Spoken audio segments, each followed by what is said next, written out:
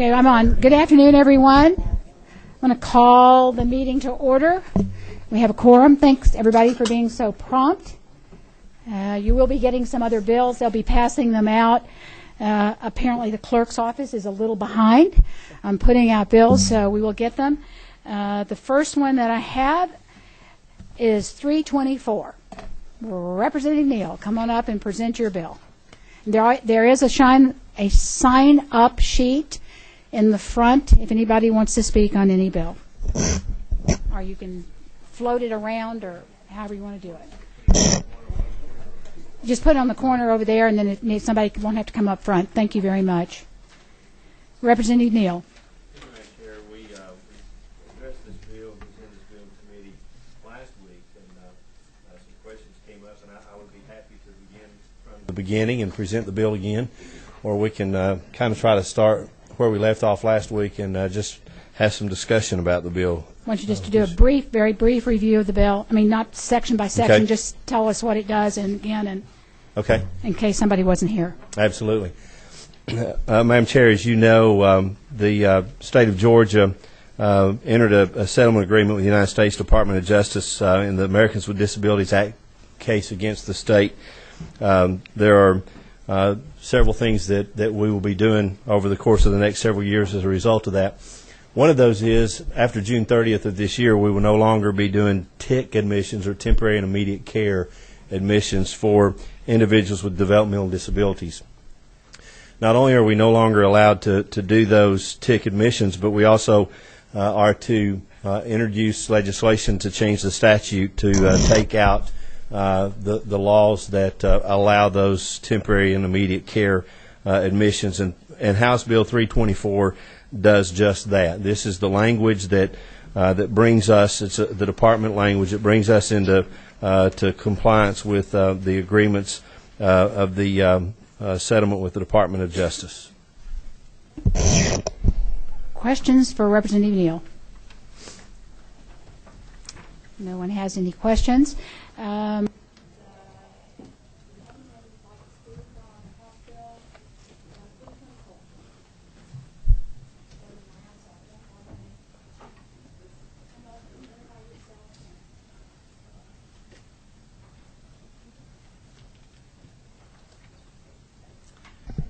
Good afternoon, Madam Chair and members of the committee. Thank you for the opportunity to speak. I just wanted to say that the Georgia Council on Developmental Disabilities supports House Bill 324. It is a necessary component to working on the Department of Justice settlement agreement. We have no issues with that bill. There are some issues with the definition of developmental disabilities, which we have been in active conversations with the department, the board, and the governor's office, and we support any effort to resolve that issue. Thank you.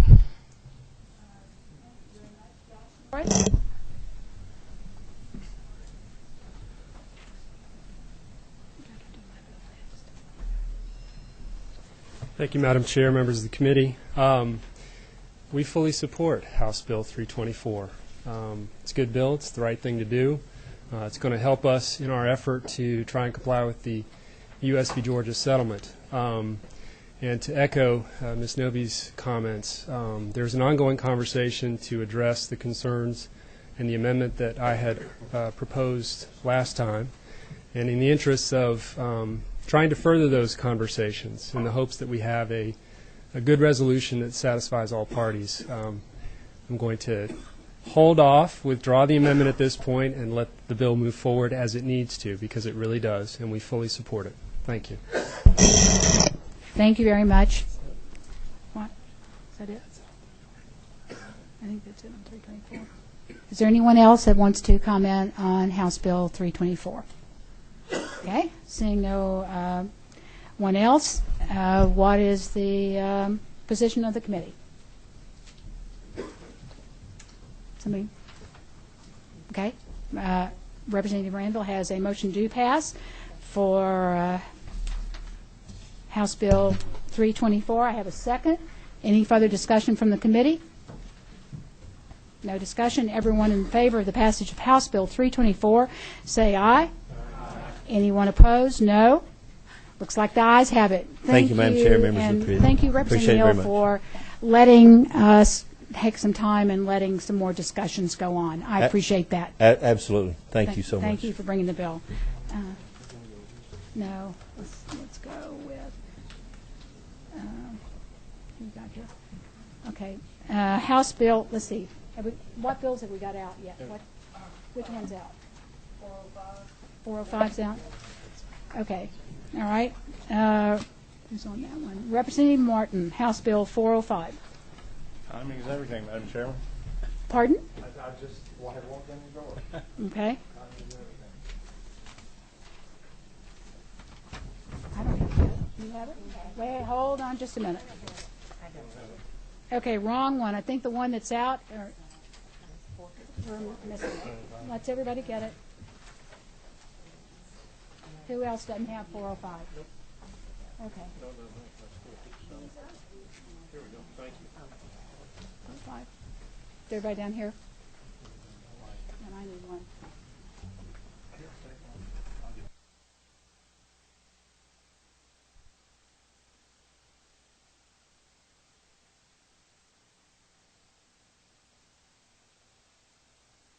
I've got one now. Okay. Did you get copies? Yes. Okay. Okay, Representative Martin. You can be brief since this is a repeat of. This is the second pass. Yes, ma'am. Okay. What I bring to you, committee members, and thank you again for your attention this afternoon. The document from which I'm working is LC 334114S. Is that what the committee has? No. Do we have a substitute, Madam Chairman, from since we were last here? That was the document from whence we worked. That was the substitute I offered. That was the Senate language as introduced. That's what we worked off of last Wednesday. Okay. William? Do we have the wrong one? Okay, will you stand down? Yes, ma'am. Apparently the clerk's office gave the wrong copy. Okay. Okay. Let's try 470. Oh, it's mine. You got a copy of it? Okay. I will turn the meeting over to Representative Holt, my able secretary. Representative Holt.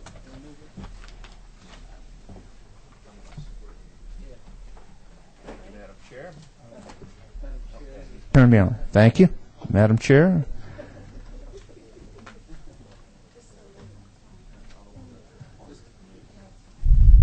The floor is yours. Chairman. For the members that are new and for old members, let me do a little history for you. 2 years ago, we had quite an interesting session, and it was over a non-traditional school and its ability to have students become registered nurses in the state of Georgia. It went down to the last few days in a non-traditional school. This is a school in New York State. It consists of, I think, 2 buildings. All of the courses, it is the largest transfer school in the country. And I believe for nurses, it's the only school in the country that does not require nursing clinicals while you are in and doing your studies. And that is the reason it's non-traditional. And our Board of Nursing would not allow for those students to come into the state. So we had quite a discussion over it. And of course, they think their students are just as good as anybody's. And our nursing board was adamant about what we should do. And what we did is we came up with a transition period of 2 years. And at the end of that 2 years, they would have to do a 350-hour preceptorship, and if they were LPNs, and if not, they would do a 700-hour preceptorship that would be approved by the Board of Nursing. That is the way it stands now, and as of July 1st, that is what will happen if we do not make some changes. Now, in this transition period, we gave the students in that school 2 years to finish their coursework, take their boards and get everything done. And the Board of Nursing looked at each of them and decided what they should have. And we set some parameters. There have been just under 200 students that have come before the board in this 2-year period. Many of them had experience in the past, and the board was being generous since they had come in under a different regime and allowed them to go on without a preceptorship. Many of them had to do a preceptorship. Now, I will tell you that preceptorships are hard to find, and the reason is because the school in New York really has nothing to do with setting them up. In other words, unlike our schools in Georgia that go and contract with the hospitals and for the clinical for their students, the school in New York did not want to do that. So it leaves the students to find their own preceptorships. I feel for students because it's hard to find a preceptorship, but I believe that we have a higher person to answer to, and that is the patients of Georgia. The preceptorships are not impossible. Many of our hospitals, I was just in Emory, Crawford Long, and they were telling me that they have a special program that runs where students from our schools and nurses do sort of a preceptorship when they are in between classes and come and work with an RN on the floor to learn how the real world works and to become more adept at the clinical skills that they need. So, taking the school is back because they don't want for all of their students to have to do a 350 or a 700-hour preceptorship. So over the last couple of weeks that we've been in session, I have talked to so many people across this country. I've talked to our Board of Nursing. I've talked to the people at Excelsior. And I have come up with a bill that allows and lessens some of the restrictions on it, but allows for them to have an avenue to become registered nurses in the state of Georgia. If you'll look in front of your bill, here is a graph of what happens. Now I'll go through it with you. If they enter the program as an LPN, that in their LPN training, they had all of the subjects, OB, Ped, Psych, Med-Surg, and they have 2 years of experience in a hospital, then the board, if they meet all the other requirements, they don't have a record of any kind of criminal activities and so forth, they would not have to do a preceptorship. Or if they are a paramedic and have 2 years of experience in a hospital or an LTAC, which is associated with a hospital, then they would not have to do a preceptorship. And as you'll see, starting on July 1st, normally they would have had to do a 350-hour preceptorship. And I really got that idea because in our discussions last time, we have a new board member. Deb Bailey, are you here? Where's Deb? Stand up, Deb. She is now a member of a Board of Nursing. And that's it. And when we went through this the last time, Deb kept talking to me about the students from Excelsior that she had at her hospital. And they had worked at that hospital. And I kept saying to her, Deb, if all the students, you knew them, and they had all worked in your hospital like those, I wouldn't have any problem with it. So that's where I got the 2 years of nursing experience in the hospital. Next, if they enter the program as an LPN, and they have less than 2 years of work in a hospital, and if they had, then they would have to do up to they would have to do a 320 hours of a preceptorship. And that preceptorship would need to be in a hospital, an inpatient hospital, an LTAC, or one of the things that the schools wanted. They wanted it on the front end too, but I gave it to them. They basically kept asking for them to be able to do their work in a skilled nursing facility. And the problem with that, a skilled nursing facility means a nursing home, any kind of a nursing home. So in this section of the ones that do not have the 2 years of clinical experience, I came up with an exception that says if it's a skilled nursing facility that has over 60 beds and it takes care of the kind of patients that are in LTACs, then they can ask the board to let them do their 320-hour preceptorship in that skilled nursing facility. So I opened it up for that. Next in the line, if they entered the program as a paramedic with at least 2 years of experience as a paramedic, then they would do 480 hours. When I say I've talked to everybody, I have. I've talked to the people who run the paramedic programs here in Georgia. And what they tell me is that paramedics have a wide range of experience and training, but it's about this thick. And that's the difference between nursing. And it's mainly emergency care. And I asked them what they thought about that, and they said no. They thought they needed some experience. And Georgia already has a program, several in our state, where a paramedic can go, and then with 1 year, it's sort of a bridge program to becoming a professional nurse. And they said, the people who run the paramedic programs in the state, said that kind of bridge and that time was necessary. Okay, now the corpsmen. If they entered as an LPN with less than 2 years of experience, and they went to an LPN school that did not include OB, PEDS, and so forth, they do the 480 hours, and the board can say, okay, you didn't have OB and you didn't have psych. You need to go get those 2 things, and that's part of your preceptorship. The corpsmen were another problem. We're all proud of our corpsmen, but the trouble is, the corpsman can have as little as about 3 weeks experience and training. It varies. And then you can get corpsmen, that I'm told by people from Excelsior, that are almost PAs. And in a give to Excelsior just a couple of days ago, I made it where the corpsman would do 320 to 640 hours, and it would be at the board's discretion once they looked at their experience. Also, what happened is, with the new bill, if nothing changes on July 1st, if you entered Excelsior School of Nursing as anything other than what I've already talked about, it was tough luck. Now, Excelsior like to tell you that they only took LPNs and paramedics, but that's not true. They took ward clerks.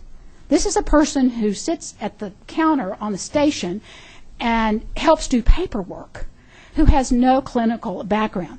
They took a respiratory therapist, somebody who had been pulled off the street and taught how to do breathing and treatments. So we opened it up and said that if you entered the program prior to July 1st in 2008 and you had any other experience, it was okay. We were going to give you a chance, but you would do a 640-hour preceptorship. I mean, we are trying and have the task of protecting Georgia patients. Now, that's people coming in by examination, because you can become a registered nurse in the state of Georgia 2 ways. I mean, I went to school in Tennessee, and I came in by endorsement to the state of Georgia. So people coming in by endorsements, if they're an LPN with clinical training and they practice at an RN and a hospital for at least 1 year, they can come in by endorsement. If they enter the program any other thing than an LPN or a paramedic, this is all the ward clerks and everything else that have come in, they have to have 3 years of experience.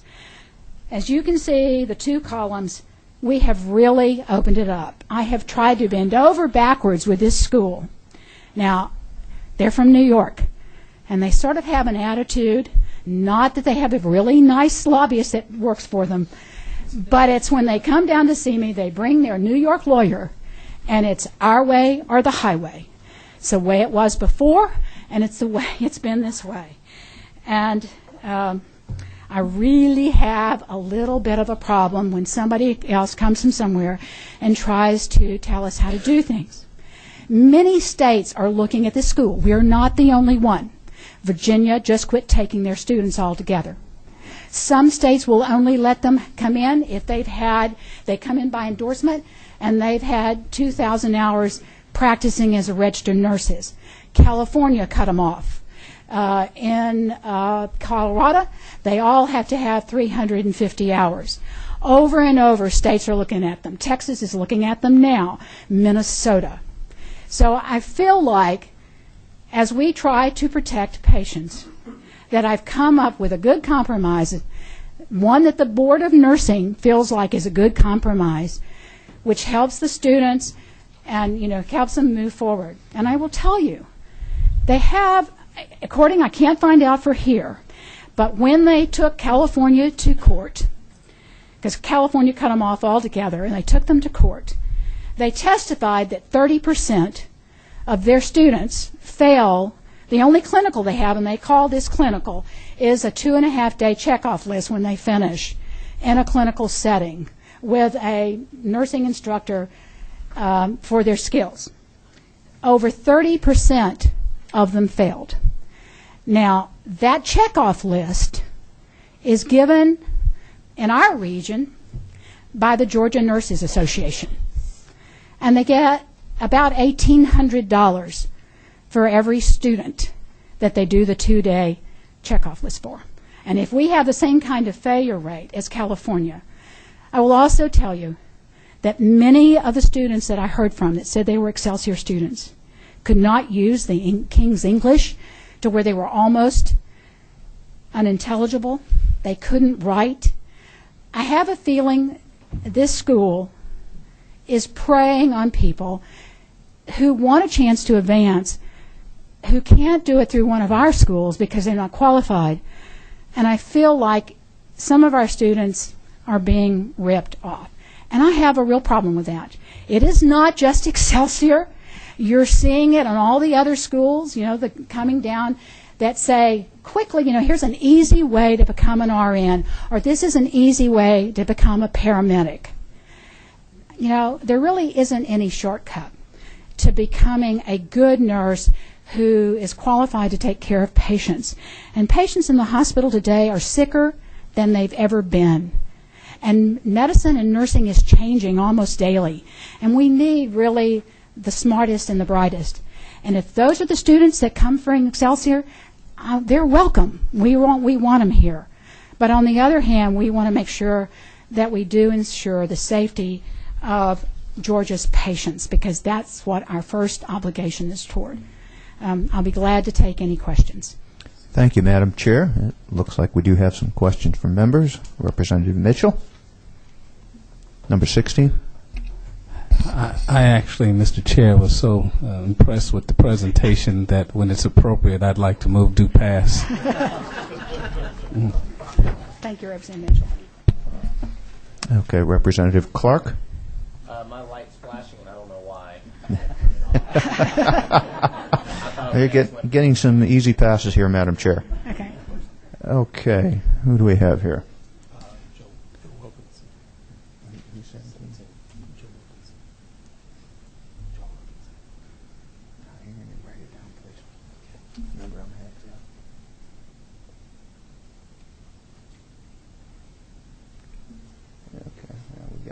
Got a number of folks. Representative Wilkerson. Thank you, Mr. Chairman. Madam Chair, I lived through this situation for many years before. I was not real pleased with what took place before. I felt that it was a compromise that we made because of the need for nurses, and that it would be balanced. If you and the board feel that this is acceptable, I'll go with it. But I'm drawing a line in the sand. This is it. If they come back wanting less, there is no way. This is as far as I think we can go.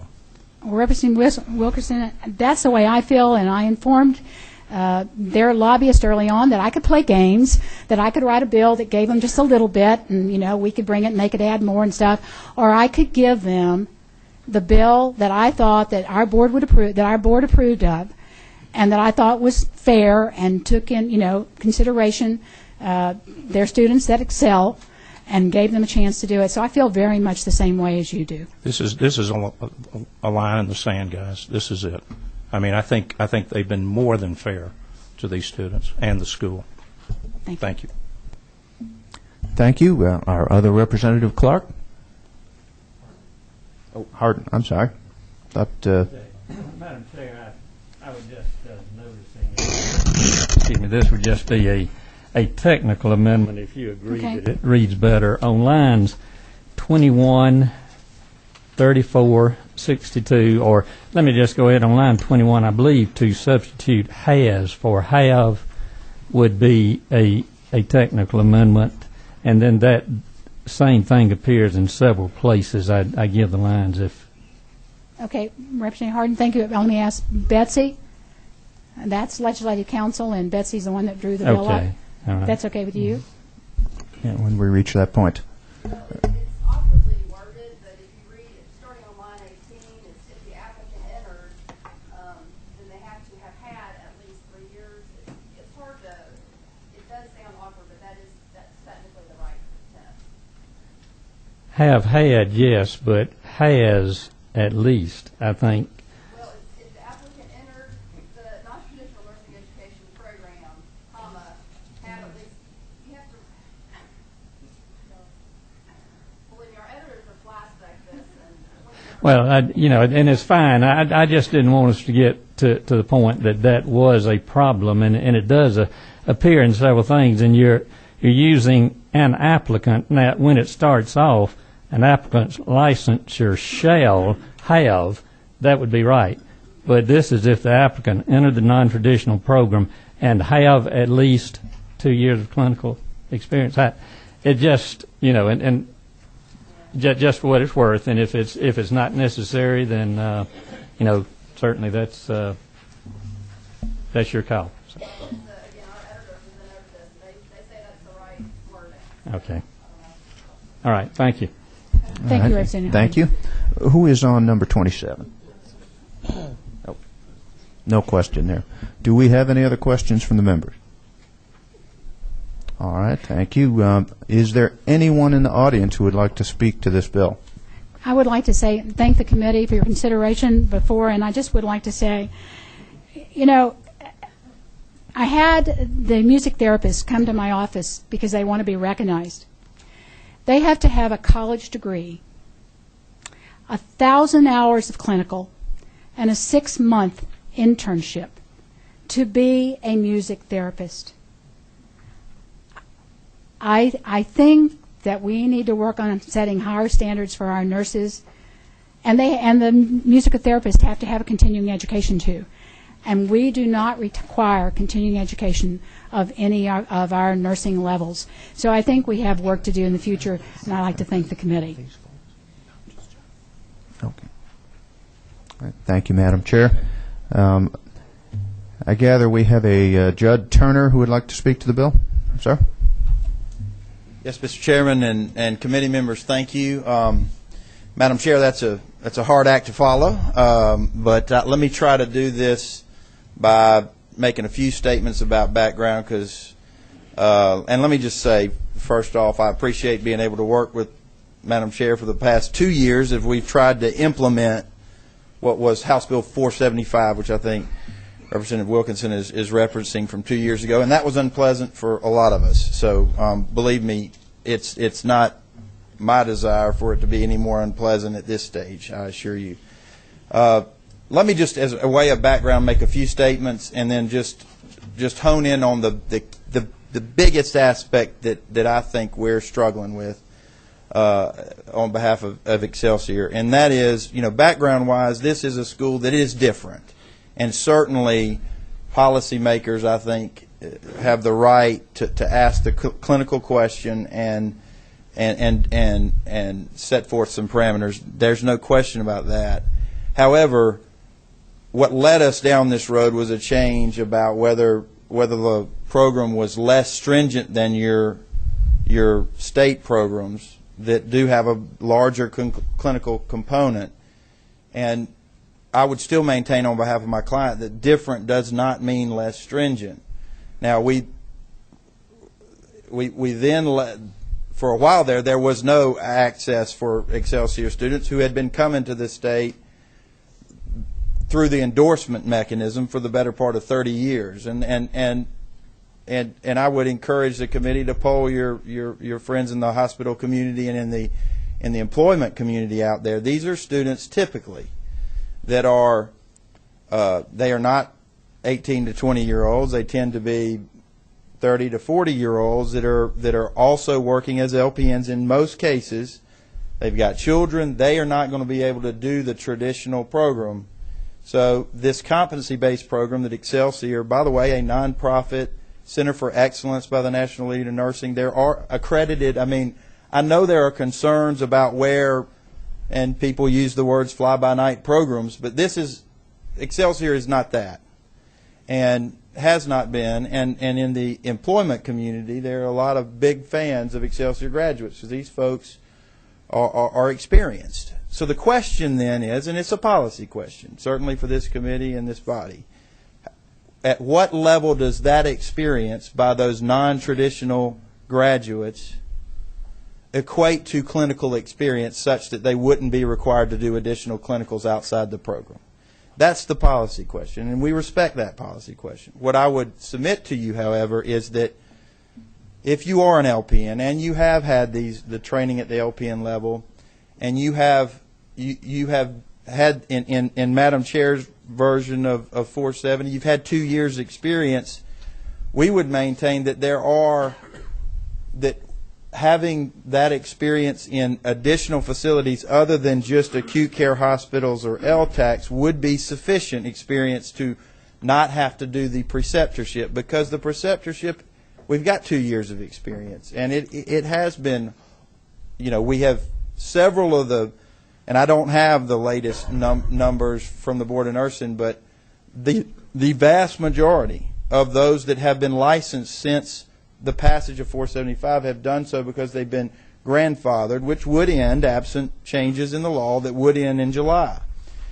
And so we have as we grow and as we implement, certainly this will get better, but the plea on behalf of the school and more importantly these students is that if they entered the program, whether a paramedic or an LPN, but they had experience in facilities that you're confident would give them the skill to not have to do the preceptorship, that's the biggest challenge with the bill as drafted. Yes, Madam Chair graciously opened up skilled nursing facilities for places you can then go get your preceptorship, but the biggest issue is that come July 1st, how many of these graduates are still going to be competing for preceptorships? And the policy question, should they, if they've had good experience? That's the crux of our comments today. So I appreciate the ability to speak to those. Thank you. And like I say, Judd and I are certainly on better terms than we ended 2 years ago, when the old speaker had an absolute meltdown over it in his conference room.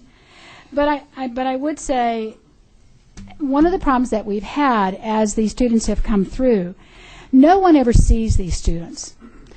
And as a former nurse and faculty, nurses are not working with objects. They're working with human beings. And one of the things as a nursing faculty member, as you work in the clinical area with students, you look at their demeanor. I mean, do they get frustrated? Are they hateful to patients? This kind of thing. And we've had some Excelsior students that have come before the nursing board that have been so abusive and abrasive to members of the nursing board that they have helped them find preceptorships, but have warned the people that to watch out for this kind of thing, to see if this person's aptitude for nursing was what we're asking for. I would tell you learn a lot by seeing these students, and no one ever does. And the kind of background that the lobbyist is asking for would include things like working in a doctor's office. When you get your RN license, if you've worked in just a regular nursing home, it doesn't say that you can only work in a nursing home. It says that you can go and work in a pediatrics unit, and that we can take care of your little girl when she's sick, or that you can go work in OB and help deliver babies. There's no restriction on your license. And all that I am trying to do with this bill and for the patients of Georgia is to try to make sure that these students have as wide of range of experiences as they can possibly have in the hospital setting, so that when they get that license, we can feel confident that they have at least the basic skills to go forward. It is a difference in a policy, difference of experience. And the 2.5-day checkoff list that they do is sort of in essence, it's not simulations, but it's close, and there are studies coming out now with simulations, and many of the schools are using it for part of their clinical experience, that it's nothing like and does not go along with regular clinical experience. So there are studies that are coming out. And like I say, I'm not the only one looking at this. It's boards of nursing all over this country that are beginning to look at this program. And it's not just Excelsior. I mean, the people came from the paramedics and said that every day they open up the paramedic magazine and there's another school offering what you can do, and you can send in your thing and you can become an RN, having been a paramedic. I think we're setting rules to go forward for the standards that we want as the kind of nursing programs come into our state. I would also say that I'm not against different kind of nursing programs, and I think Les Snyder, I don't know whether he's here, they are bringing in different types of program, Kaplan I think, but they are willing to hunt for the clinical experience. It is hard to find, but they are going out of their way to find the clinical experience that students need. Thank you. Appears we have a question from one of the members. Representative Watson. Thank you very much. I mean, in general, this bill sounds more than generous to you. I guess I certainly agree with the comments thereof. I just had a couple of questions for you. How many graduates do you have per year, and how many come to the state of Georgia? I do not know exactly how many graduates we have per year. I will tell you that the numbers I'm familiar with, we had about 1,100 Georgians in the program 2.5 years ago. It's my understanding that we have about 470 in the program now. And as Madam Chair represented, since 2 years ago, since the passage of 475, we've had about 200 that have graduated. So maybe 100 a year if you take that measure. In other states, would you like to comment on that? I would love to do that. Thank you. It's certainly true that other states are doing what you guys are doing, right? Which is your job to look at all programs and the graduates that are coming before their boards for licensure. I will tell you that Excelsior enjoys the wide majority of states that allow them to become licensed without any extra stipulations. And there may be other hot spots around the country, and I'm not intimately involved in those, so I don't know the specifics, but the vast, and I can get those numbers, but the vast majority of states allow Excelsior students to be licensed without extra stipulations. And I would just add, too, that on the CP&E portion that's been termed a 2-day checklist, and this may be a point, Madam Chair, where we just agree to disagree. On one hand, we're criticizing them for, in other states, having a failure rate on that CP&E exam, and then over here we're criticizing them for it being some easy checklist. And so we maintain it's a pretty rigorous exit exam from the program. And yes, there is a I don't know what the failure rate is in Georgia, but there's a significant. It's not a cupcake exam. Madam Chair, another question.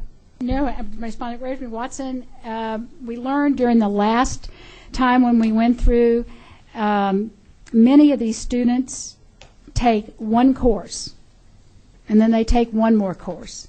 So of that 480, there are people that drag this out for years, and those that never come up. It has become, some of the students that start the program find it so difficult, and I would say that is not maybe because of the difficulty of the program, but because of maybe the students, that there has been a cottage industry that has come up around our state where the students have to pay even more to be tutored to pass the courses. So, I mean, it is just a problem in those situations, and I will tell you that one person testified that had taken the exam on pediatrics. The baby had been assigned to a baby and into the room. The baby was going home and already dressed, and she went back and told the instructor, and the instructor told her to go change the bed. I don't believe that is the type of clinical experience. Maybe that was a rare exception on the tip, but I can produce that person who had that experience. And here again, I'm for different kinds of schools. I would say over the years, for years, the Board of Nursing tried to work with Excelsior. They had a very adversarial relationship. We have new board members like Deb Bailey, who's very smart and progressive. Excelsior even got one of its own graduates put on the board from the old governor. A little unusual graduate has an undergraduate degree, not your normal student, in aeronautics. So engineering, was a Navy or an Air Force pilot, finished the Excelsior program in about 6 months, and has gone on to be a nurse anesthetist and owns a company as a nurse anesthetist. Not exactly the type of student that is applying to Excelsior, and he is now on the board. So it's an interesting school. Like I say, I just think we're working to protect Georgia patients. Thank you. Representative Pack. Thank you, Mr. Chairman. Mr. Turner, a quick question. I actually have two separate, distinct questions. One is, what were the specific reasons that your client had trouble from California and Virginia, I believe is the other state, with respect to why they rejected the students? And the second thing is, as I look at this chart, Madam Chairwoman, it looks like it's a scale going downward in terms of the most stringent requirement down to a little more lax. And I'm just wondering, for the coursemen, the military coursemen, I noticed that the bottom number of hours that is proposed is 320, which tends to be lower than the actual paramedic with 2 years experience. Is there a reason behind that?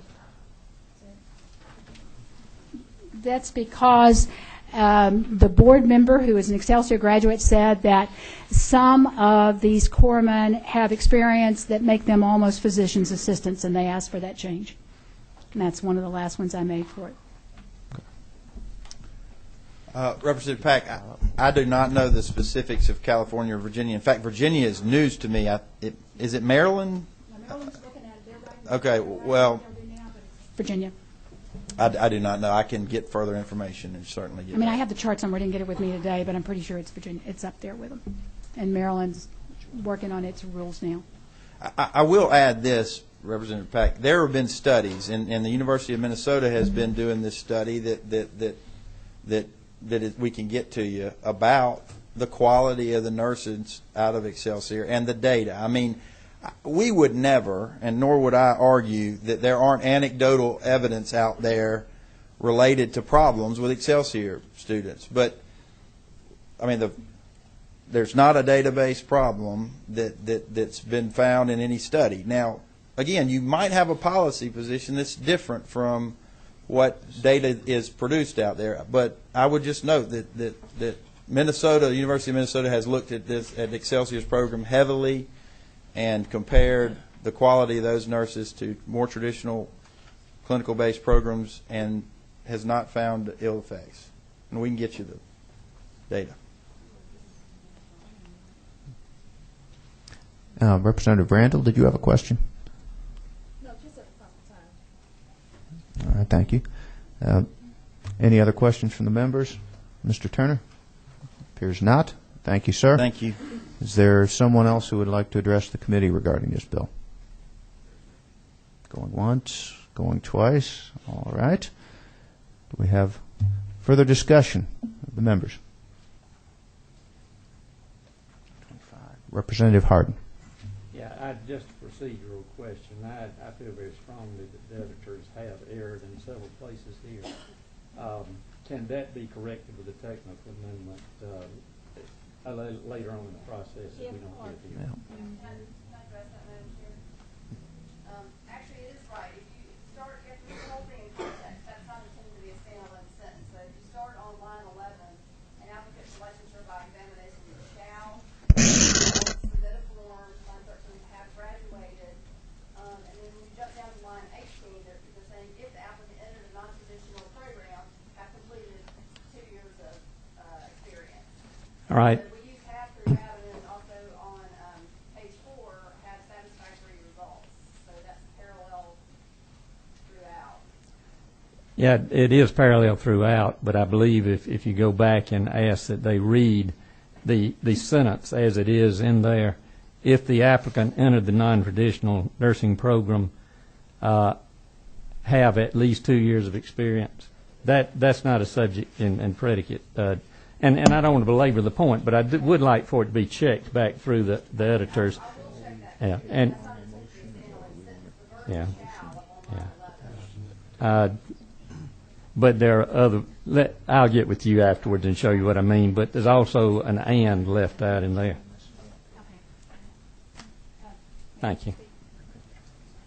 Would the committee be okay with letting, and the chairman has said I could speak, would be okay with letting Betsy check for the corrections with the department that we have in Legislative Council that checks all this, and if there needs to be an adjustment in that, would that be okay with the committee? Is there any opposition to that?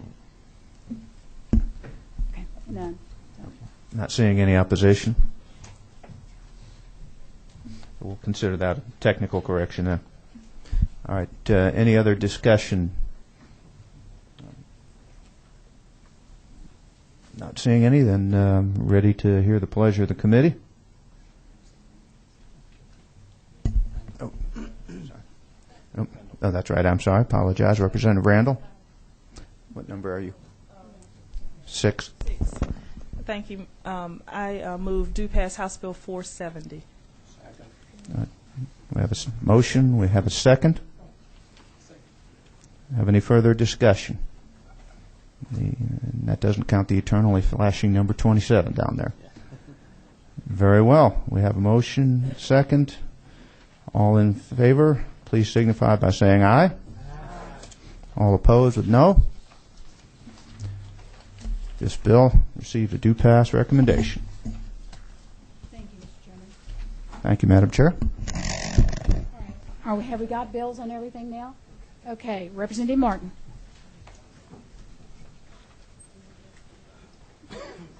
This is House Bill 405.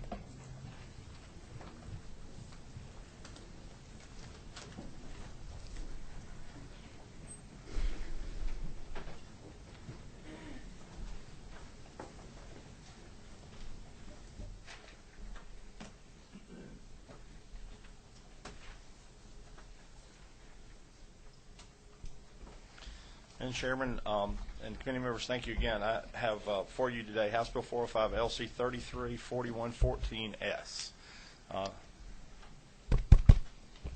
Okay, does everybody have it? LC 334114S. Got it. All right. And as you requested, Madam Chair, I'll be brief in the presentation. This legislation seeks to create a level of licensure between personal care homes and skilled nursing facilities.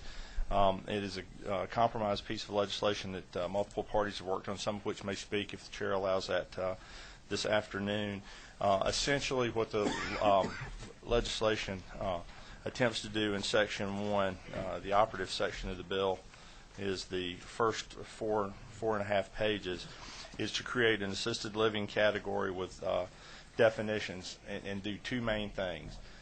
Currently, people or residents are in a position that they're being forced to move out of personal care homes for two reasons. One, when they become non-ambulatory, they have to go forward to get a waiver. We seek in this legislation to define ambulatory and also define a capacity for assisted self-preservation. Because while we wish people to be able to age in place, their safety is of paramount importance to not only to this committee but to the providers that wish to have them in their communities. And assisted self-preservation, as defined on page 2 of the bill, essentially means that if someone is non-ambulatory, they must have the capacity of the resident to be evacuated from the building with the help of a staff member to a place of safety as defined by the Office of the Office of the Safety Fire Commissioner. I think that may be supposed to read Fire Safety Commissioner. I'm not positive, but basically we want them to get to be to a safe place. So that's the first thing we seek to do. The second thing is we seek their help if they get to a position where they need in their life to have help with medication. We don't seek to provide skilled nursing care, but if someone, for instance, would have a Parkinson's and have a hard time delivering the medication to themselves, we would like to, and we have defined in the legislation, a medical aid, and we've defined how the department would certify that aid, and what that aid could do is provided for in the legislation on lines 103 through 113, so that they are able to help the patient with medication and allow them to stay inside the facility. As I related to committee in my testimony last Wednesday, this bill, as I brought it forward last year and as I thought we would bring forward this year, did not seek to change personal care homes, anything about them, or skilled nursing facilities. As part of the compromise that we bring to you today. Is that just me, or is the... Okay, I just wanted to make sure... Madam Chair, I just thought I was blacking out in front of you. Nursing homes and the skilled facilities. As the lights were dimming, I thought I was blacking out on you. So somebody's leaning on the lights. Maybe. No, yeah. Step away from the lights. Y'all are having fun. That camera keeps pointing the red light at me. So. Jason, move way far away. No, I'm teasing. I just couldn't miss the chance to tease Jason one more time. Okay. Note for the record, Madam Chair, I'm not going crazy, nor am I blacking out in front of the committee for those that might be watching over the internet. Let me pull myself back together here. I was in Section 13 of the bill actually does touch on some licensure requirements for personal care homes. I just bring that to the committee's attention. I'll let the committee, and I wrote a letter to the chair last Friday. I don't have a position in there. It was my intent not to touch personal care homes licensure. I'm told multiple things by multiple folks, and I think you may well get testimony on that as to this codifying some rules. I'll leave that to the committee, but just wanted to be perfectly honest, because when I brought this to committee last year, this similar proposition, my goal was not to touch personal care homes. My goal was not to touch skilled nursing homes. Section 13 of this legislation does do that, so I put that before the committee for you to decide how you want to handle that. Madam Chair, I also have today an amendment that the chair is aware of that asked me to bring forward for the committee's consideration. I think someone may come forward and talk to this.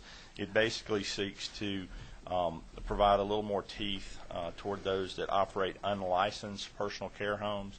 And again, I think this keeps in my standing of not wanting to bother personal care homes that are licensed, but those that are operating, the bad actors, if you will, that are operating in our state without a license certainly don't do a good service for their residents, and quite frankly, put a black eye on the industry as a whole. So I would leave that to the committee. That amendment is AM 331021, and I think you probably have someone this afternoon that may come forward and talk to you about why that is a good thing for the committee to consider. Okay, let's take the bill first. Yes, questions for the representative? Okay, no questions. Okay, we have a list of people that want to speak. Okay, Judy Gill. Madam Chair, would you like me to yield the table to them? No, that's fine. They can go up the podium if you'll tell us who you are and who you're with. And I think we have 12 people, and we've got another bill, so we can be succinct and not repeat things. And you're first, so you can. My name is Judy Gill. I'm here today representing my company, Caring Together, Inc., which is a provider agency through the Community Care and Source programs. And we work with the family model personal care homes, the 2 to 6 bed homes. We're from our home office is in the Augusta area, and we're approved to operate in about half of the state now. I've been in assisted living, or I've been in this level of care for 21 years. I've been here since they first started with this bill some 16 sessions ago, or however many it was. And I applaud you all for working on this bill and bringing a bill that has so many good points. However, as a provider of services with the smaller homes, we recognize that this bill addresses setting up the assisted living category for 25 beds and larger. All of those homes that size, all the facilities that size are private pay. They do not accept Medicaid clients. They do not accept private pay clients who can't pay their rates. So I would respectfully ask that we take a look at Section 13, Sections E and F, where we're talking about where we're adding code. I think we're going to, okay, go ahead. And we would like to ask that, sometimes there are unintended consequences with bills. We are concerned that this will have a negative effect on the implementation of House Bill 1040, the proxy caregiver bill that was passed last year. We would like to request that you have Legislative Council please review that implementation to see if this is going to negatively impact that or make it impossible. It will also impact, we fear, the process of DCH to be able to allow waivers so that people who are of lesser income levels then can afford to go to the 25-bed and larger facilities so that they can age in place. We hope that the proxy caregiver legislation would do that, and we would just ask that you please take a look, consider taking out Sections E and F, and ask that Legislative Council take a review of this, please. For the committee, I think we have some further information on that. And on this section, too, a lot of this is already in rules and regs. Right. That's why I only referenced E and F. Okay. Pardon? That's why I only referenced Sections E and F. Okay. Paragraphs E and F. Okay. That's the new language. Okay. All right. Okay. Thank you very much. Thank you. Okay. Charles Harper.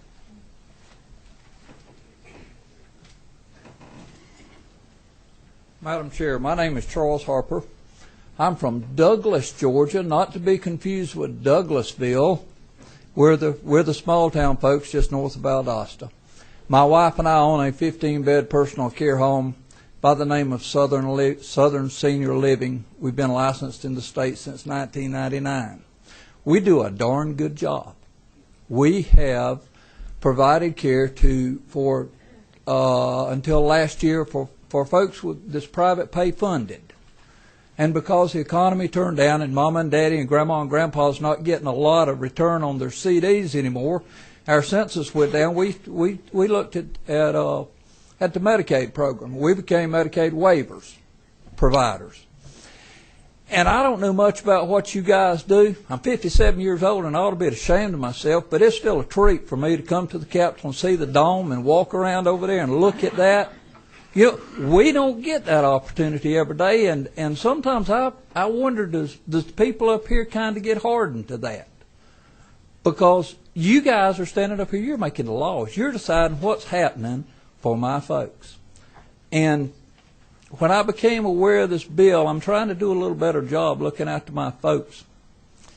I looked at Section 13, paragraphs E, F, and G, like the rest of these folks are, that's a lot smarter than I am. And it just appears to me that somebody's trying to take my clients from me, trying to get them to go to the nursing home quicker than they ought to have. I currently have 3 ladies in our personal care home that served under CCSP. And unless I read this thing wrong, they're going to have to leave. Now, I might be wrong, but I'd like to tell you a story. Last Wednesday, we lost our oldest surviving client. She had been in our personal care home for 8 years. She had been under a waiver from ORS, Office of Regulatory Services, or Healthcare Facility Regulation that's changed to now, for more than 3 years. She died where she wanted to be. She died happy, and she died where her family wanted to be. If I read this thing correctly, this is going to take DCH's ability to grant me that waiver to let these folks age in place. I think don't think, ma'am. Well, rather than, since we have other people, I'll just tell you, I think we have a amendment to work on that issue. So, Okay, great. all right, and can you tell us why you think the three ladies? What's wrong with the three ladies that you think would cause them to have to go to a nursing home? Well, because unless I read this thing wrong, Section 13 includes personal care homes as assisted living communities. The first of it, it says, because I'm not accustomed to doing all this like you guys do. Let me go back up here and read this, and I apologize. All right. The provisions of Section C, Section 1, Paragraph C, the provision of assisted living, assisted self-preservation in accordance with this code section, assisted living community means a personal care home with a minimum of 25 beds. Okay? Then if you go over to Section 13, did I read that wrong? Well, it affects that for patients with homes with 25 or more patients. But but it says a personal care home shall be considered, does it not? Assisted living community means a personal care home with a minimum of 25 beds. Okay?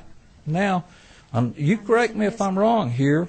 If you go over to section... I don't have time for you to go through line by line. Ma'am, Legislative Council. Yeah, I mean, the definition you're referring to is assisted living communities are basically going to be a subset of personal care homes, and only if they have more than 25 beds and meet certain criteria. So the Section 13 that you're talking about is only applying to personal care homes. So those are two separate sets of requirements. But didn't... Madam Chair, just in order to help, when the gentleman spoke with me earlier about I think he is into the definition. I think what he's concerned with is the Section 13 that says a personal care home shall not retain or admit certain folks.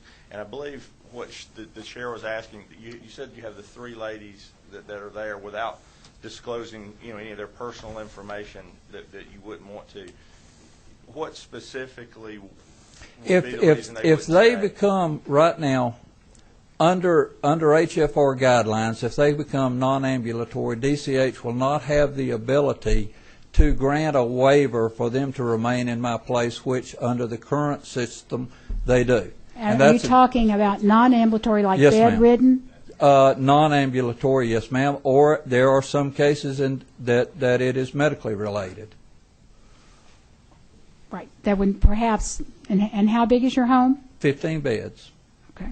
Do you have a sprinkler system? Yes, ma'am. Okay. We meet all the fire codes. Okay. We've met all the regulations that HFR and ORS has put on us to keep these folks under waiver without a problem. And I just don't think that we ought to have E, F, and G in this bill. And I'd ask you to take a second look at it. Okay. Thank you very much. Okay. Lynette Bragg, you can be succinct. Well, we obviously already are going to look at Section 13. I think there's some amendments to go. Yes, ma'am, and it's very much the same thing. I work with B&B Care Services, and we're implementing the Money Follows the Person program for folks with who are elderly and who have physical disabilities. The concern would be the same. The definition is in Section 1. Lines 24 and 25, and I've got that outline. I'm not going to go through it, is where it does say that if you are an assisted living community, that you have to be licensed as such with the 25 beds or less. The great concern is what happens to homes that are less than 25 beds, and I won't belabor that. I think everyone is discussing that. If you are looking at Section 13, that's what we do request, and would love to be part of any discussion on that. Okay. Thank you very much. Steve Neff. Yes, ma'am, Madam Chair. Members of the committee, I'll be very brief. I represent the Georgia Association of Community Care Providers and the Assisted Living Association of Georgia. Obviously, I won't repeat some of the comments made by the other folks. Our main concern, obviously, is Section 13. However, I have reviewed, at least in a Senate committee, what I believe is some of the committee that was some of the information that will come up in as an amendment. I think there's some different variations on what folks believe the intention of that is. And our folks have authorized me at this point to ask for Section 13 to be removed completely. If you cannot, then we'd ask you to look at E and F both be included in G. And I followed the lady earlier, but I'd be happy to hear some information from Legislative Council about their how they, since there have been up there mixed feelings about what they feel what they feel E and F pertains to there, and if it would affect the waiver process and so forth, regardless of G that's put in there, because G will only affect the waivers for F, not for E, if you read it clearly. So I thank the chairman for the opportunity. Okay. Thank you. You had that last part, and I forgot what I was going to ask you. I'm happy to take any questions. When it comes back, any questions for Steve, since he runs the association? Okay. All right. Thank you, ma'am. Melanie McNeil, our new state ombudsman for the elderly, and a tireless worker for the elderly for years. Good afternoon, Madam Chair and members of the committee. I have been the ombudsman since August, so I'm a little bit new at this. And essentially what I wanted to do is commend Chairman Martin for bringing forward this bill. We've worked on assisted living legislation for years and years and years. We really appreciate that folks have come together to compromise, and we similarly in the ombudsman program have concerns about Section 13. But what was discussed today in the Senate committee, an amendment that would provide for waivers for Section F, which is the ambulation issue, we're very supportive of that. And since I've been ombudsman since August, the calls I'm getting from the local ombudsman have to do with ambulation issues. So really appreciate, the compromise that the nursing home folks have brought forward to address that concern. And so while this isn't everything we would like for all residents of long-term care that the Ombudsman program represents, it's a real step forward. So, thank you. Representative Dodge, did you have questions for the previous person? Madam Chair, Representative Kidlike. I think it was me, Madam Chairman. Is one of the reasons that they say 25 beds, because somewhere in the Medicaid rules, if you have a certain number of beds, you can qualify for Medicaid. But if you have over that number of beds, you cannot qualify for Medicaid? That doesn't have anything to affect here? I'm not sure, and Betsy's not sure. Most likely, that's it. It's probably the delineation in Med. Is that, Representative Chanel, is that it? Okay. The expert. I should have asked you to begin with. Madam Chair, can I? Okay. Right. I know we're, but Representative Kidd, this is only for the new category. The 25 beds or more is if you choose to move into the assisted living category. If one has a personal care home under their current license, except for Section 13, this bill does not affect them at all. Okay, this does not say that everybody that has a personal care home above 25 must be a new licensure as assisted living. So it does not affect anybody that does not want to be affected going to that new licensure category.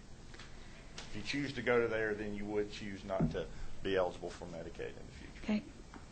All right. Mary Campbell. Huh? Let me hear about that. Oh, Representative Jurgensen.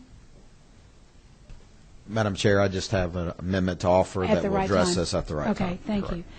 Mary Campbell. Madam Chair, could I introduce Mary Campbell, please? Sure.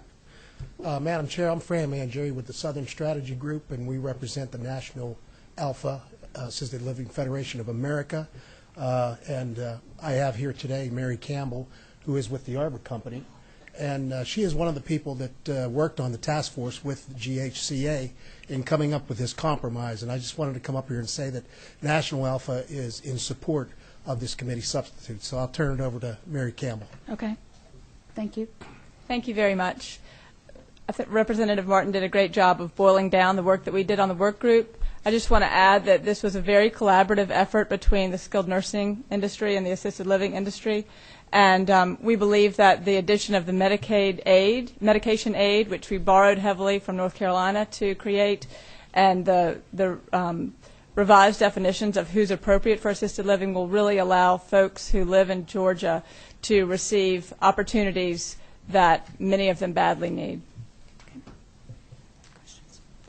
Thank you very much. Fran, do you have anything else? No. Okay. So, Catherine Fowler. Oh, wait a minute. Kathy Floyd.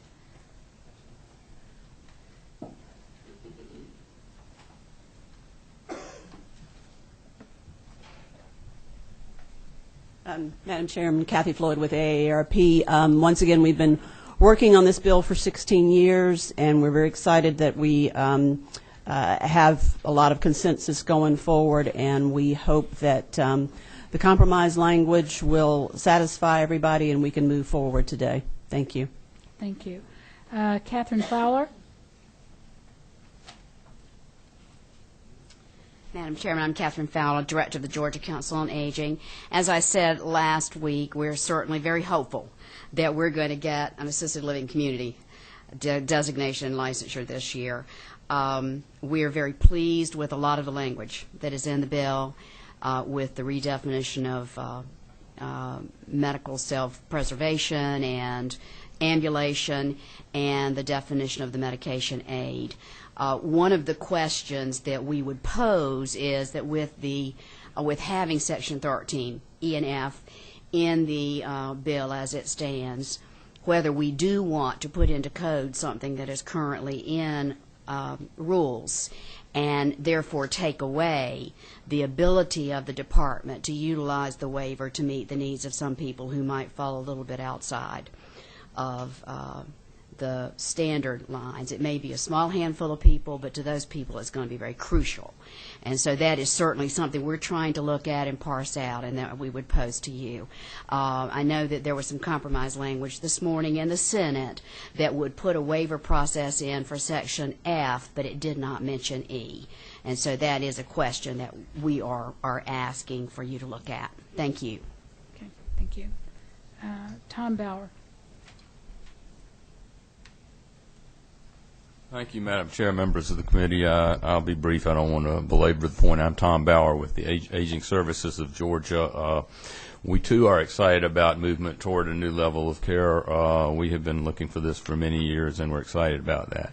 And, Madam Chair, I too, want to address very briefly Section 13. You're right that those two sections are in rules now, but if I read them correctly, if they are codified, they won't be able to be waived. So the gentleman from Douglas, Georgia, I think, is reading correctly that those folks who need, and I know there was some compromise language this morning that was offered, and it only dealt with the ambulation of G, and that's what the Ombudsman was addressing. But I would respectfully say that even though most of the problems are dealing with ambulation, if there are other problems dealing with administration of meds or other services that would be affected by E, then why would we not want to keep those people, as Mr. Harper says, where they want to age in place? And that would be in keeping it with what the sponsor had said was his original intent was not to harm or affect what's going on in personal care homes now. Otherwise, I'm afraid, and we do have this new level, and it's applying at 25, and that is a good first step. But if you don't allow these folks to get the waivers, then they're going to have to choose when they can't get that service at the personal care home level, whether they can afford those assisted living or have to go to a nursing home. And the whole point of assisted living is to save the state money so that folks who don't need to be in nursing homes are there. So we would respectfully ask that E and F be addressed, and also that the proxy caregiver be allowed to be an employee of the personal care home. Appreciate the amendments. Of course, we haven't seen them, so I think we felt like we needed to address. Thank you very much. Thank you. Okay. Sheila Humberstone? That's it. Good afternoon, Madam Chair, members of the committee. Sheila Humberstone in front of you today on behalf of the Alzheimer's Association Georgia chapter. We're thrilled about the bill. We think it's been a long time coming. We appreciate the opportunity to work with the assisted living homes and the nursing homes and feel like they've worked hard to come up with a really good compromise on the issue. Wanted to speak to one of the amendments that Representative Martin has. It deals with unlicensed personal care homes, which is exceptionally dangerous for an Alzheimer's patient. Small mom and pop that decides to open their home up and take money from Alzheimer's patients or Alzheimer's family to take these patients in, and they're not licensed, and that's scary for families and it's scary for all of us in the state. We have already codified that the fine for operating an unlicensed personal care home is $100 per bed per day, but folks are still doing it. Florida's gone the route of creating criminal penalties for somebody operating such a personal care home. I thought that was a little bit excessive, and so the amendment just basically increases the opportunity for those folks to be found liable in cases that they're operating such a facility and a patient is hurt or worse. So I can answer questions about that amendment or anything else. Okay. Stand by if they have when the amendment's Absolutely. offered in case Thank they you. have questions. Jason Broche. We saved the best for last. Sure, thank you. Madam Chair, members of the committee, my name is Jason Teasing, Broche. of course. Excuse me? Teasing. Of course, sure.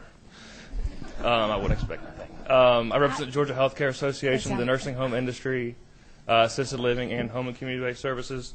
I want to commend the representative for bringing the bill, and we support the bill in its current form. We support the amendment that he has brought forward also.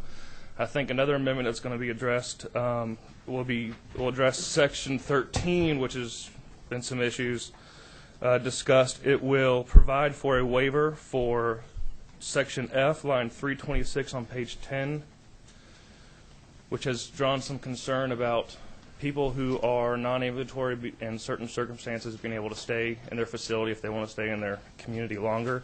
The reason we do not support a waiver for Section E is because the patients can still contract with third-party providers to come in and provide whatever services are necessary.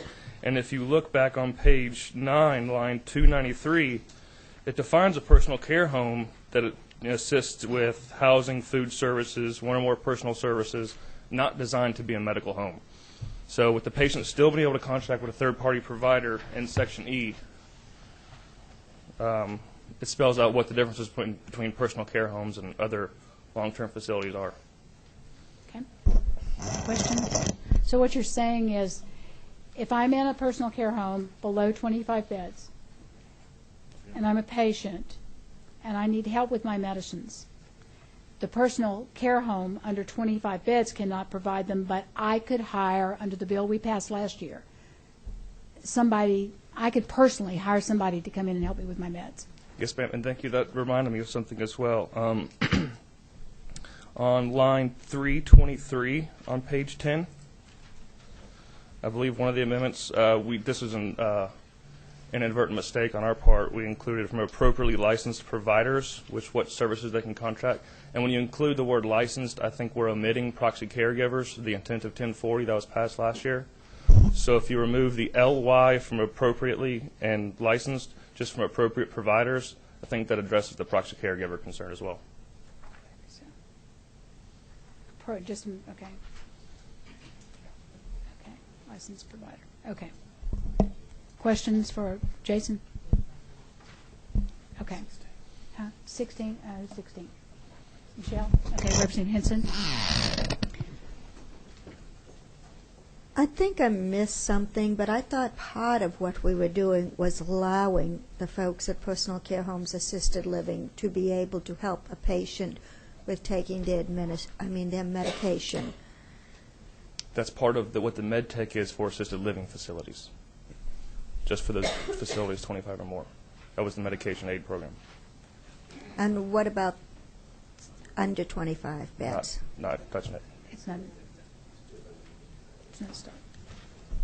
I think so you're telling me if someone just has arthritis in their hands, and that's their physical disability, and they can't open pill bottles or get small pills out of the dispenser, that they've got to go somewhere else because they can't do that with their hands. They can't take their medication. No, ma'am. I think the chair can speak to this better than I can about, but the proxy caregiver was allowed to come in and help with that, right, or even contract with somebody to come in and provide those services. They don't have to leave the facility.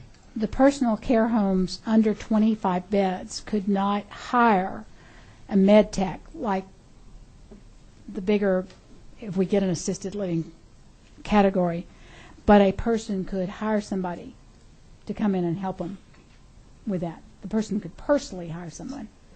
Correct. And the personal care home can facilitate that. It just has to be with a third-party provider, so there's no financial incentive. Okay. Representative Clark. currently, can a personal care home provide those services to help someone in the personal care home who needs assistance taking their medications? The personal care home, I don't believe the personal care home provides the services, but they have somebody that provide, or they do? Okay, I'm sorry. Okay, I don't know all the regs of a personal care home, so if you have a personal care home question, obviously I'm not the one to address it. Well, if this were passed with Section 13, is it not true that this would raise the cost of care for those who are in personal care homes by having to hire somebody outside to come in and help them? They already. This is taken out of current statute or current regs right now. This is already in regulation. So where is Steve? Okay. Madam Chair, can I ask the state ombudsman to speak to that? Because right. my understanding is a waiver that they could get the medication help now from someone that was employed by the personal care home. I may be incorrect, and I'd just like to have someone if they had a waiver? That. Yes, ma'am. If they have a waiver, I believe an employee of a personal care home can do that. That's my pause with Section E as it's written as well. And I don't want to speak on behalf of the Department of Community Health, but it's possible to get a waiver to address Representative Henson's question. As I understand it, so the personal care home folks can help me with this, but if you just can't open the bottle, the personal care home folks, you don't have to have a waiver to allow a personal care home employee to put it in your hand. You have to be aware of what you're doing in order to take the medication. So if you completely don't know what you're doing, you'd have to get a waiver for the personal care home to be able to provide that to you. But in a situation like this, my understanding is that if they're just putting it in your hand, you're okay. And so there again, it'd be up to the department to look at the circumstances to say, should a waiver be granted or not under the certain circumstances for that particular situation. And might I just add, I'm thinking I'm right about this with the proxy caregiver. You can have your family member be a proxy caregiver, as I understood the bill. So it's not that you necessarily have to hire someone. Now, if you don't have any family, you couldn't do that. But not everybody who has a proxy caregiver would necessarily have to pay for that service. Okay. Madam Chairman, but I think the point that I was addressing, ma'am. If you asked to come to the podium. The point I was addressing, and I appreciate the suggested amendment that Jason offered, it was talking about. The question I have is if that person does not have a family member, would this language allow him or her to utilize an employee of the personal care home as the proxy caregiver? And that's the thing. And I think that's troublesome. That's all I was offering for you to think about it. Thank you. I mean, that at this point, it doesn't allow the nursing home, or for them to hire somebody at that level. Okay. Other questions for? Okay. No further questions there like that. Okay. Okay. What is the committee's position on the bill? Okay. I'm against Section 13. Well, you are not recognized for that right now. Madam Chair, Representing. I know you've heard plenty of me, but if you would give me 30 seconds. I know the committee's sure. And with me that probably means about 3 minutes. But seriously, I appreciate the committee's time and I appreciate their deliberations on this. I've written a correspondence to the chair, and we do want to move something forward, and we are late in time. I am just personally concerned. I was asked to introduce this bill with this language in it. I am personally concerned that we take anything away from a senior to age in place now. Is the greater good to create the assisted living category? I believe it absolutely is. But I personally, Chuck Martin, and the representative that I am from the 47th, do not want to trade any senior's right to age in place today for the rights of seniors going forward. And that's why I personally have paused with 13. I draw a special attention that if the committee wanted to keep E the way it was and say if you're in need of continuous medical or nursing care that you can't admit, but be very careful when it starts with medical and nursing can't be given by the providers of those facilities. If the department says that it's okay through a waiver, I trust the new Commissioner Cook and his staff to make that decision. With that, I just want to say this. I don't want to trade any senior's ability to age in place for another senior's and leave it before the committee for your deliberation and ask for your favorable consideration to keep the prospect moving forward. Okay. Representative Jurgensen, are you ready to move on the bill? Yes, ma'am. Okay. Is that your motion? Okay. I have a motion that we do pass. Do I have a second? Have a second? Okay. Okay. Oh, that's what, Nikki, were you seconding it or asking? She was seconding it. Okay. So we have a, Nikki, do you have now for discussion? Go. Yes, ma'am. Thank you, Madam Chairman. I appreciate what Representative Martin said. I don't want us to pass something that the gentleman from Douglas County, who's got 15 beds, winds up not being able to do what he needs to do. I have several folks in my district, and I think probably everybody else does too. I don't want to cast a net that catches somebody we ain't trying to catch. And I don't know enough about the proposed amendments or who's got what, but that is my concern, and Section 13 is my concern, and I think it seems to me if that's altered in a major way or eliminated, then we won't catch folks. I mean, folks who are providing it for less than that and on a waiver now and doing it through Medicaid, they're doing a good job, and I don't want to mess them up inadvertently. Okay. All right. Thank you. Who is it? Okay. Representative Clark? No, he's not. Okay. We do have an amendment. Representative Jurgensen, do you have an amendment? And have they passed them out? Here they come. Thank you, Madam Chair. Yeah, we're passing out the amendment now. And actually, I'm going to, because I think that technical problem on line 323 needs to be addressed as well. So I'll make it in two parts as we're passing this out. The first part of the amendment is to strike the LY from appropriately, and the word licensed. Let's do it in two amendments. All right, I'll make that amendment first then. That we strike the word LY and licensed from line 323, so it will read from appropriate providers. Is it 323 or 321? I'm sorry, 321. Okay, so on line 321, the amendment is that we would take the LY off appropriate and strike license. Do I hear a second? Okay, I have a motion and a second. Everyone in favor of that amendment say aye. Aye. Anyone opposed? No. And while we're passing these out, Betsy, is the fire part reversed on page 2, line 29? Is it the office of the Fire Safety Commissioner? No, it's correct. Safety Fire Commissioner? Okay. Okay. All right. Representative Jurgensen, we are ready for your Part 2, Second Amendment. Mm-hmm. This will be inserted after, let me just make sure I've got my bearings here. Inserted after line 3.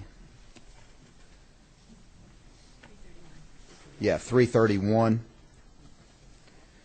Okay. The language will be inserted after line 331 and will change on line 329 G to G1. I think it's line 327. I'm sorry, I've got the wrong. I'm working off two different copies of bills here. Okay. 327. Line 327, G would be changed to G1, and then the language as provided would be inserted after G1. Okay. You want to read the amendment? Sure, I would be happy to. Amendment would state number 2, G2, the department shall be authorized to grant waivers or variances of the requirements contained in subsection F of this code section based upon the need for protection of public and individual health, care, and safety. The department shall establish a waiver process which shall afford an opportunity for public input and which shall be based on published measurable criteria. The department may establish conditions which must be met by the personal care home in order to operate under the waiver or variance.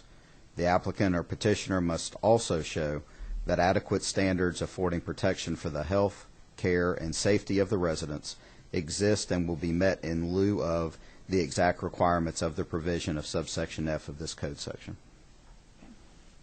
We have an amendment. Okay. Do I hear a motion? Okay, I have a motion. We've moved on the amendment. Do I hear a second? Second. Okay, we have a second. Everyone in favor of the Jurgensen amendment, which would go on line 327, G would change to G1, and then after line 331, it would be G2 for part. Everyone in favor say aye. Aye. Anyone opposed? No. Okay, the ayes have it. Okay, are there any other amendments? Okay, right. Oh, okay, right. We have another one. Okay, we have amendment AM 331021. It would. Okay, let's see. Between lines 331 and 332. That would not be the appropriate place for it now, Betsy, if we have the amendment as passed. Well, that still works for the stuff that we're working on, and everything will be renumbered. Everything will be renumbered, so we go in there. Okay, okay. In addition to the sanctions authorized herein, an unlicensed personal care home shall be deemed to be negligent per se in the event of any claim for personal injury or wrongful death of a resident. Does anybody need? Can you read that one more time?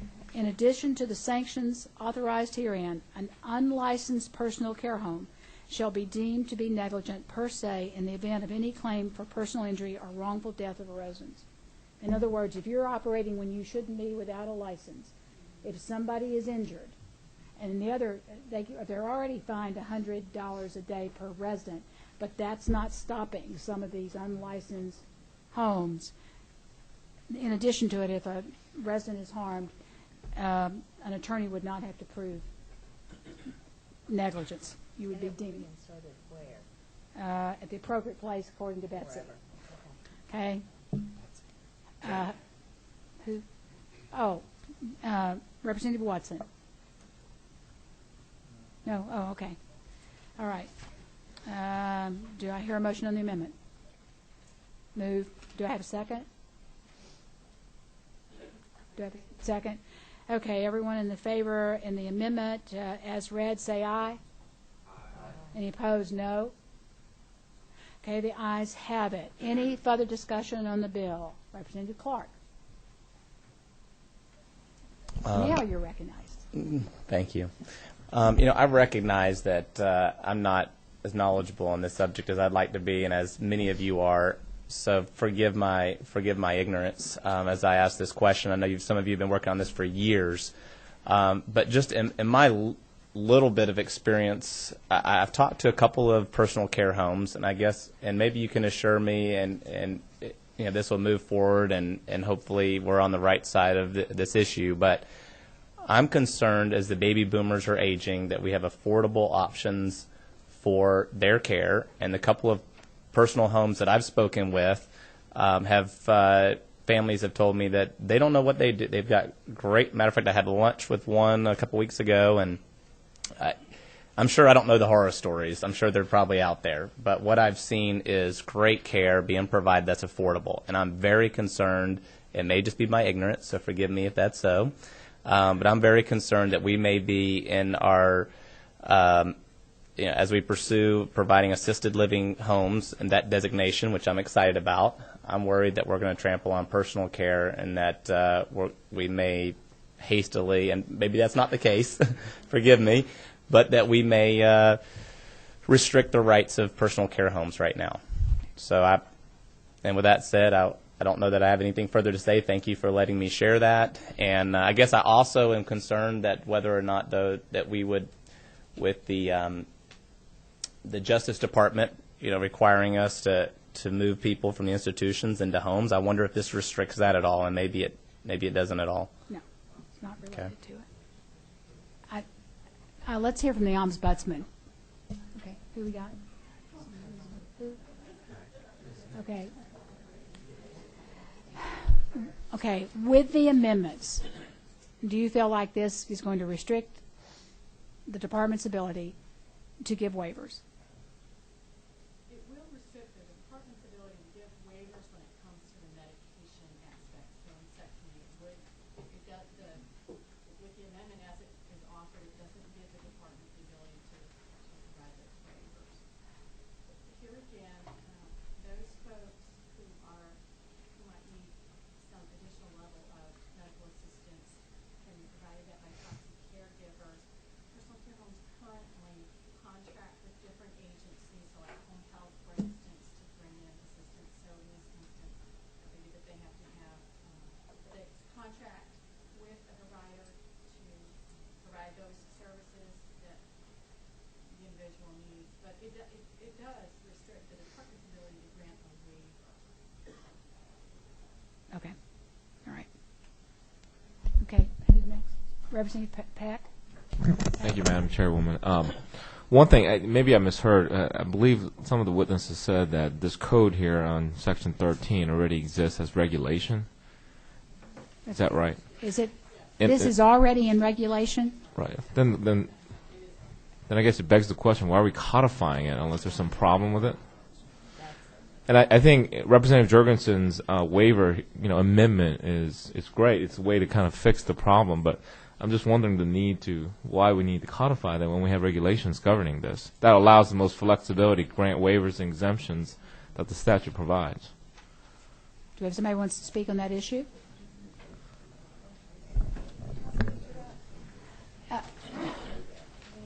I think I recognize Jason in just a minute. Okay.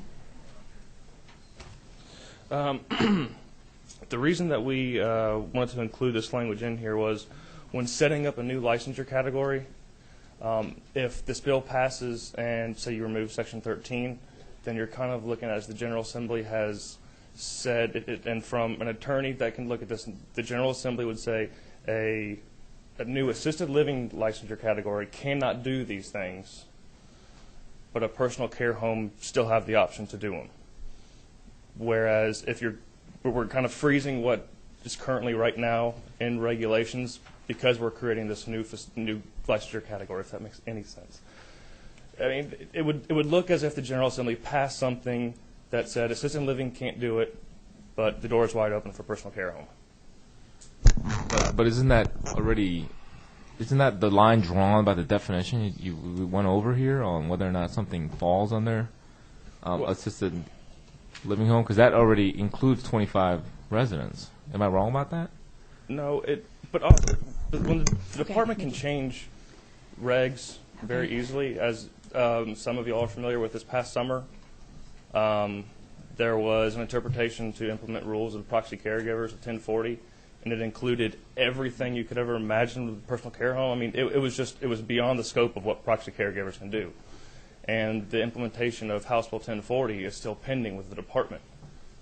So the department can change and waiver quite easily with changing the regs. This just keeps it currently as it is. Okay. All right. Representative Chanel. Hang on. Madam Chairman, I'm not sure where we are procedurally. Well, we're having a discussion. Why? Do you have an amendment? Yes, and I'd like to offer an amendment to strike Section 13. Okay. All right. Okay, hold on a second. Let me. Rusty's got his light on. Let me go to that, and then I'll be back to you, Nikki. Sorry, Representative Chanel. If someone can answer me the question, do you foresee, Chuck, or anybody, that at some point in time these facilities would be used as part of the Department of Justice settlement in transitioning some of these people from adult care homes into a community setting? Yeah, because I don't know. Somebody said yes. Somebody else, there's another thing here, said it would impact it. It would severely impact it.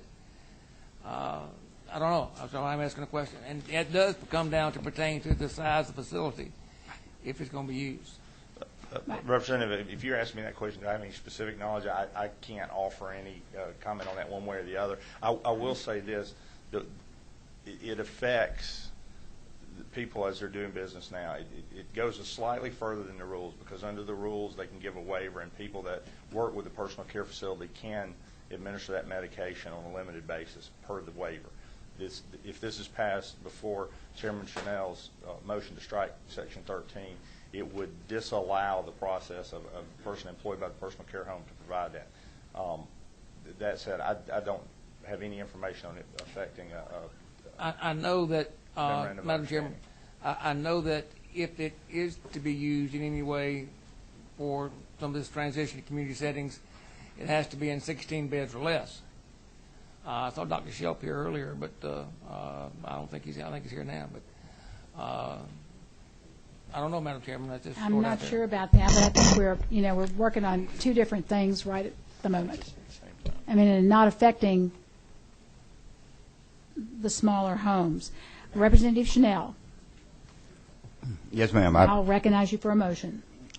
Thank you, Madam Chairman. I moved we amend whatever the House bill number is by striking in its entirety Section 13. Okay, I have a motion to amend the bill by striking Section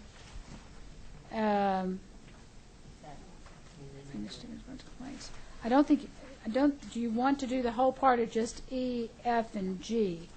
No, ma'am. My amendment is to strike the Section 13 in its entirety and renumbered accordingly. The rest is current law, Oh, okay. Would that strike it all, the current law? We also have to strike it in the title. Okay. But would it strike the rest of it out of current law? No. No, okay, just in the bill. Okay, well, okay, so we have a motion and a second. All in favor of Representative Chanel's amendment to strike, wait, what? Did we vote on Sean's? Yeah, we voted on Sean's. Anything else you want to help me with? No, I have a question. No, it's okay, because I can't see everybody. I got a Sean, question. do you have a question? Okay, I have a question, Madam Chair. Okay, it's going to go on forever. In the testimony that we've heard over the last few years, I understand the difference between codification and rule, but I'd like an answer of what, if we strike this and move forward with the bill. It seems to me like we're opening up other issues and unintended consequences as the bill moves forward, because if we're working towards licensure of this new category, we have to have a starting point. In the testimony we heard a few minutes ago, this gives us a starting point of freezing the rules where they are and then adjusting them forward accordingly. And by striking this, I'm wondering how that affects this process, this delicate process that we've worked so hard to achieve. I think what the committee has to decide is that I think why they were put I haven't been on discussion on this, but what they're concerned about when we have this new category of assisted living facility, that they will only be allowed to do something else, but by waiver the state could let these other groups do even more than the assisted living could do. We would put into statute. So that's the question, I think, is what is the concern from that. But I think people are going to have to decide on this one on their own. So any other discussion on Representative Chanel's amendment? Right. You want to, Representative Chanel? No, just in response to Representative Jurgens, I think, in fact, that's what Section 13 does. It prevents some things that are in place from going forward. I think maybe unintentional, but I think that's exactly what it does.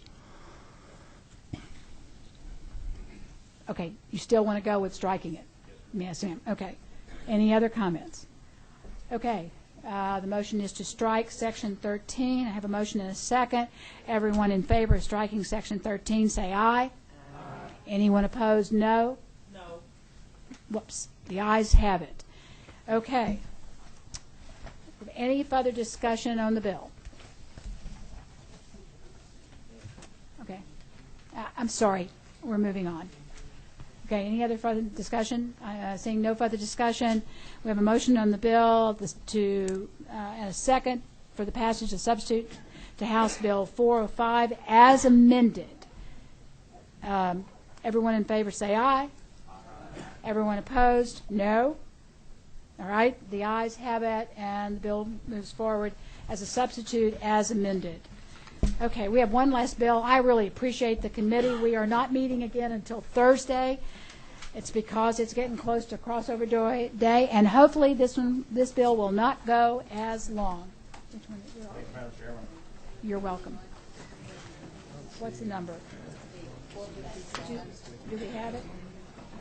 Yeah, House Bill 457. Representative Stevens, I am so sorry that you had to wait so long, but thank you for being patient with us. Pardon? Okay, the attention, we'll try to move a little faster. One person. Representative Stevens. Madam Chairman, we're working from House Bill 457, LC 334103ER. I'm very fortunate that the purpose of this bill is to essentially allow the Board of Pharmacy to allow remote dispensing pharmacy systems. And I'll explain what that is in a minute. I'm very fortunate to have some experience with these. And I apologize in advance to the committee. The board tried to work with the skilled nursing facilities to allow these remote dispensing automated systems to be, just by rule and reg, to allow them to go into their nursing homes. But after we got a letter from the Attorney General's office, they requested us to present legislation, so here we are. Currently, there's only a couple of licenses that you can get through the Board of Pharmacy. One is retail, and the other is hospital. As you may know, the way that nursing homes are supplied by pharmacy is by unit dose systems. They're awkward, and they're delivered on a daily basis, not timely, I might add. Generally, they're delivered every day. So stat doses are pretty hard to get. There's a problem with drug diversion at times where nurses may take drugs. This system essentially virtually eliminates it. This particular system is already used in hospitals. If you've ever worked in those, I have two myself that I use in my hospital pharmacy license.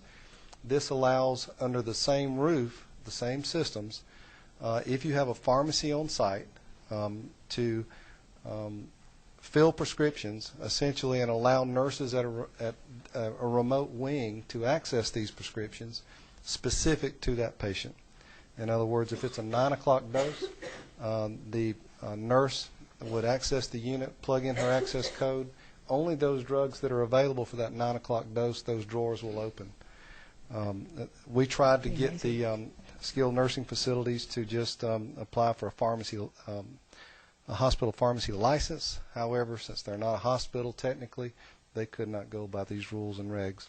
Some of the advantages of these remote systems would be a reduction of human error, improvement of patient safety, effective provisions of the pharmacist care services to patients from a distance. It's very unique, and essentially they are hospital pharmacies, but they're dispensing from their central location.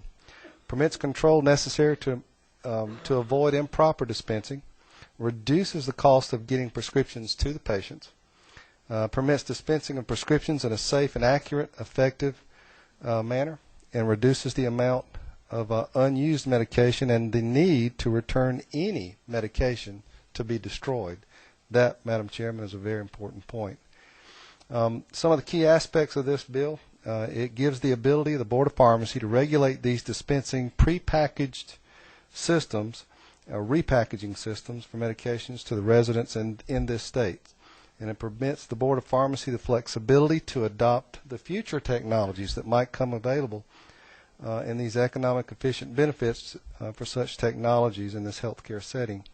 The Board of Pharmacy will provide additional structure and guidance to improve pharmaceutical services for residents in the healthcare facilities utilizing remote automated medication systems. The pharmacists are responsible for the safe and effective dispensing, repackaging, delivery, and I will add bar scanning, transition codes, dispensing records, and labeling of these medications. Pharmacists will be available 24 hours a day, as I am, for appropriate communications, whether that be telephone, fax, or text. And essentially, it's a quality assurance program, Madam Chairman. Some of the things that this is going to do, and just to give you some idea of how this is going to move forward and trying to get pharmacy to catch up with the current technology, it'll reduce the nursing time required to pass medication, for example, in a 120-bed facility, skilled nursing home, on an average of 4 hours a day, allowing the nurses to do more of what they're supposed to be doing, and that's nursing. Reduce drug waste on an average of $2,000 a month, because there is no drug waste. If a physician changes an order, Dr. Watson, they might change a stat order, or, for example, a blood pressure medication where one for a 30-day supply has been sent out. A dose may have changed. They've got to send that back and repackage or send the new the medication out. Generally, that's destroyed, and at times winds up in your water supply. These medications, there is zero, and I do mean zero, waste. It improves medication access to over 170 solid medications, allowing the skilled nursing facility to highly and accurately give these to the patients. This represents an over 80%. These medications represent over 80% of all the oral solid medications in these skilled nursing facilities. We aren't breaking new ground here, Madam Chairman. Alabama, California, Indiana, Kansas, Kentucky, Massachusetts, Maryland, Minnesota, the list goes on, are either, I'm sorry, no, we unfortunately do not have the ability, according to the our Attorney General's office, to do this as a rule and reg, or we would have done it. But this is, we're close to the bottom, but this is something we need to do.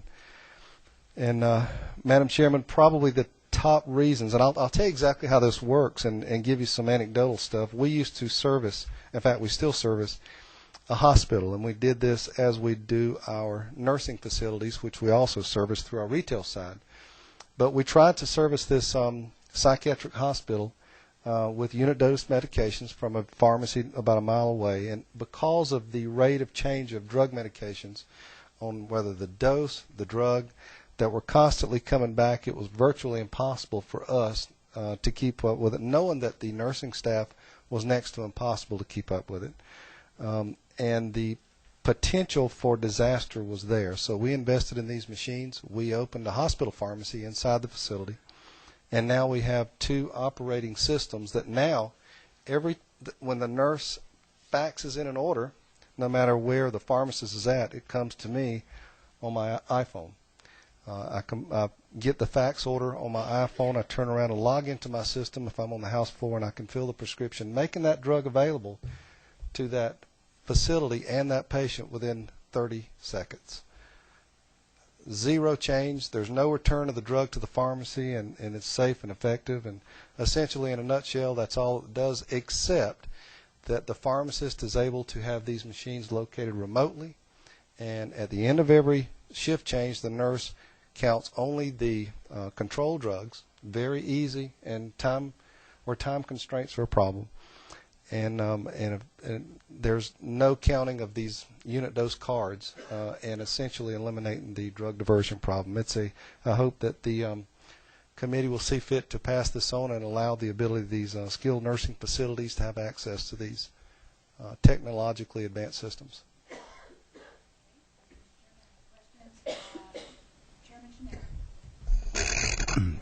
Thank you, Madam Chairman.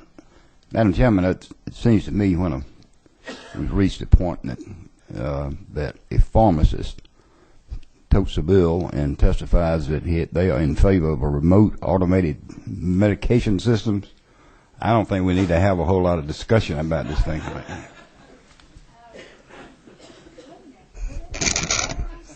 Thank you, Mr. Chairman. And in line with that, I'd like to make a motion that we move to pass.